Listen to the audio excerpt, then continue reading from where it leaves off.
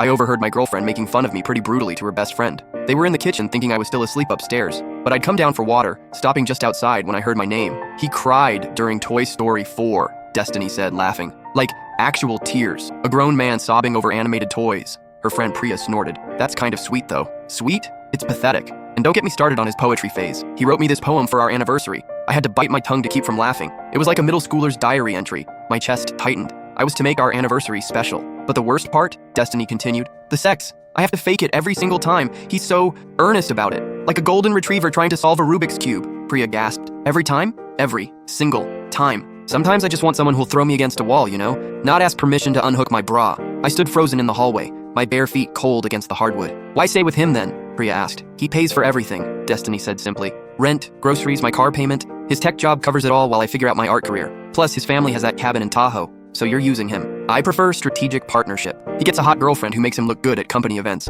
I get financial stability. Win-win. That's cold. That's smart. Besides, he's so desperate for affection he'd never leave. You should see how grateful he looks when I let him hold my hand in public. I retreated upstairs, each step deliberate and silent. Sat on the bed we'd shared for 2 years. The bed where I'd held her through panic attacks about her student loans, where she'd promised we were building something real. That afternoon, she kissed me goodbye before heading to her studio, the one I'd helped her set up, believing in her talent when no one else would. Love you, she said, same as always. I smiled. Love you too. After she left, I called my bank, removed her as an authorized user on my credit cards, changed my Netflix password, texted my landlord about removing someone from the lease. Then I went to her studio, my name's on that lease too, and carefully packed her supplies. Every paintbrush I'd bought her, every canvas, the easel I'd surprised her with last Christmas when she'd cried and called me the most thoughtful boyfriend ever. I left one thing, a note with the poem she'd mocked, and 2 words underneath, I heard. When she came home that night, I was in the kitchen making dinner. She froze, seeing the boxes. What's all this? Your art supplies. Priya's address is on the labels. Thought you'd be more comfortable there. Her face went white. I don't understand. The golden retriever figured out the puzzle, I said, not looking up from the stove. Turns out I do know how to surprise you.